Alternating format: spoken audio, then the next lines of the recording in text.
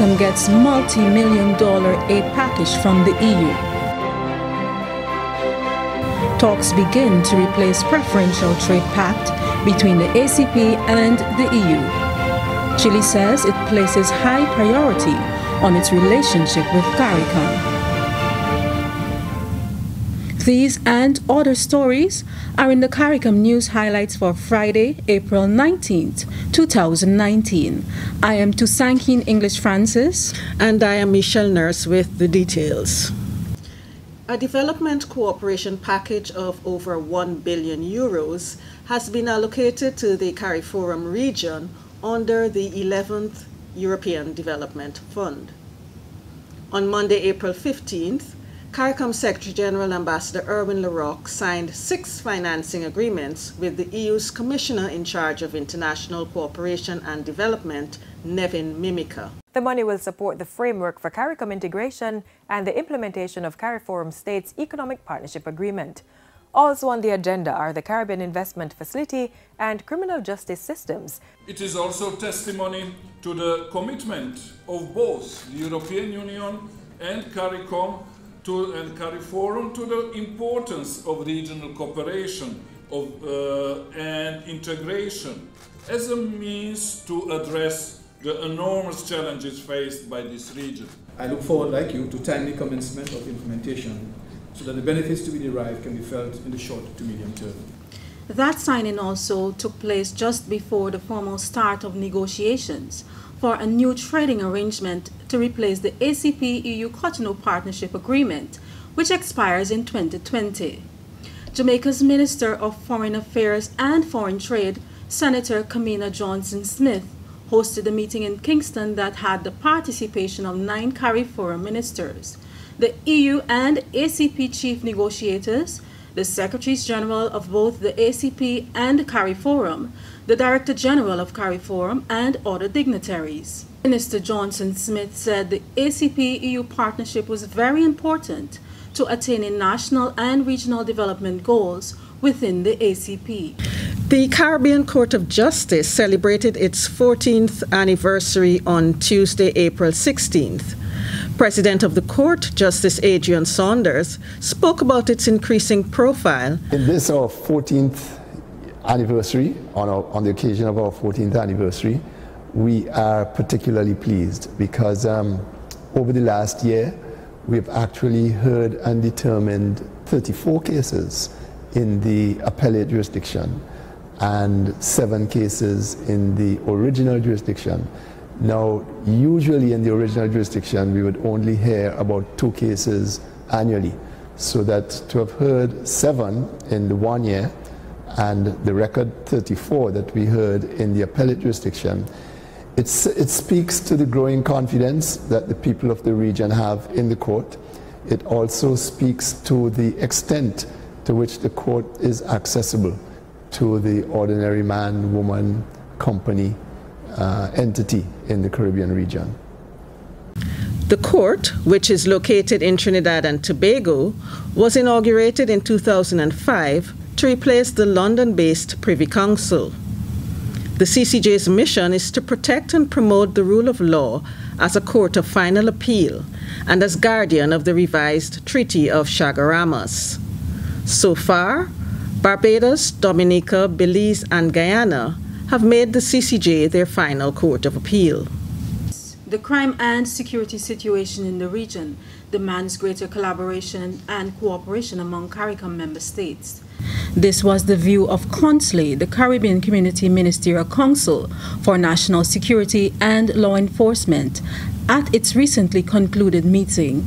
Here is a report from Justine Malcolm. The meeting in St. George's, Grenada on Friday, April 12, agreed that increased coordination would achieve more significant results in the battle against the flow of illegal drugs and guns, transnational crime, and the heightened incidence of homicides. The ministers reaffirmed the relevance of the management framework for crime and security in the community. They proposed elements of the draft agenda for a special meeting of the Conference on Security scheduled for the 3rd of May in Trinidad and Tobago.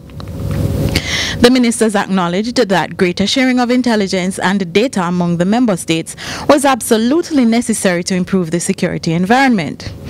They also agreed to the establishment of a regional steering committee for the development of crime and criminal justice statistics. They noted the work being done by the CARICOM Implementation Agency for Crime and Security Impacts and the regional security system with respect to strengthening intelligence mechanisms in the community. Member states were urged to complete the signing and ratification processes for key legal instruments in the battle against crime.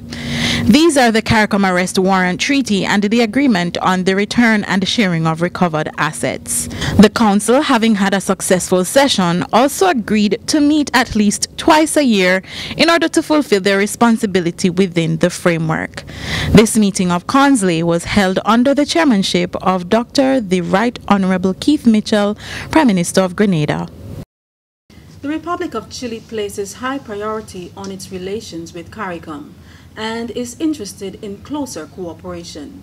New Ambassador of Chile to CARICOM, His Excellency Patricio Becker, presented his credentials to the CARICOM Secretary General Ambassador Erwin Larocque on Thursday, April 18th. The new envoy said the South American country wanted to collaborate with CARICOM in a number of areas. The priority areas for Chile in relation to CARICOM are combating poverty, development of urban areas, climate and environmental change, mutual cooperation against natural disasters, and to promote the signing of a free trade agreement between Chile and CARICOM. CARICOM Secretary General Larocque highlighted the ways in which the decades-old relationship between CARICOM and its South American partner were enhanced. Our community has benefited from Chile's technical assistance through training courses in natural resources, agriculture, health, nutrition, international negotiations, diplomacy, and foreign language. These courses have all been well received and have been of tremendous benefit to the region in building its capacity in those areas. He commended Chile's ongoing assistance in disaster management. The country's ongoing technical assistance to the Caribbean Disaster Emergency Management Agency, CDEMA, is highly appreciated. So too is the training in rapid post-disaster assessment of structural safety of buildings, seismic design criteria for bridge structures, and urban rescue conducted last year. Chile's generous contribution to the reconstruction efforts in the community after Hurricanes Irma and Maria also received high praise.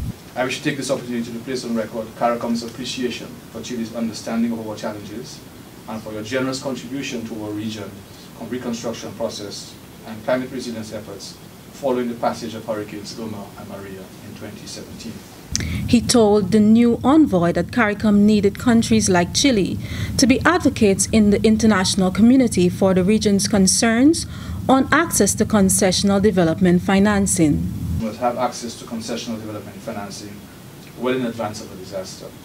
Studies have been found that for every dollar spent in building resilience, savings can be as much as $7 in damage and reconstruction costs after a disaster.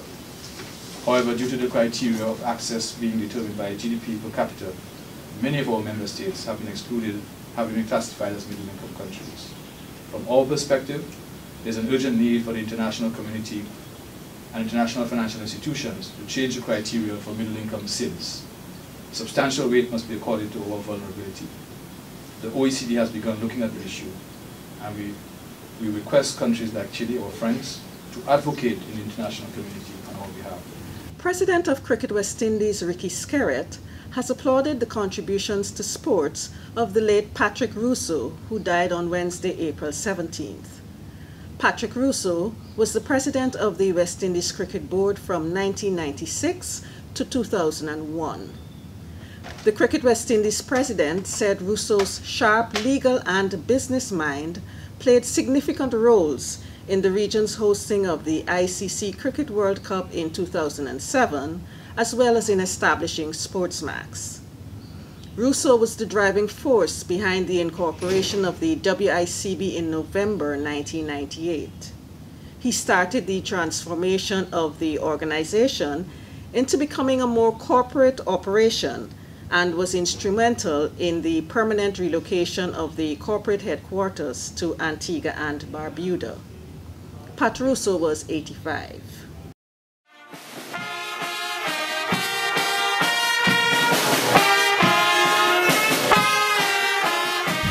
hope you have a wonderful Easter weekend. Remember to fly your kites in wide open spaces and be safe as you enjoy this time with family and friends. We leave you with a snippet of the CARICOM one-on-one program for this week, in which we explored how our various member states celebrate the Easter holidays. See the full episode on our YouTube channel. As part of the celebrations in Trinidad and Tobago, we also have what is called the Good Friday Boboli. A Boboli is a stupid person in Trinidad and Tobago Creole, and we would actually stuff this figure like an effigy of a political figure that we're not very happy with, and we just want to beat. And in fact, it's actually reminiscent of Judas Iscariot. So it's a Good Friday Boboli reminiscence of that whole episode relating to the betrayal. A very special event that's annually, which is a walking march of 4 days. Oh wow. We call it the Wandelmars, Avondvierdaagse, because it's 4 days. But added to that, there's a custom that we have where it's bun and cheese. Yes. Where we have spice bun, which is bun made with a little sugar, little raisin, but it's extra sweet, extra special, extra nice.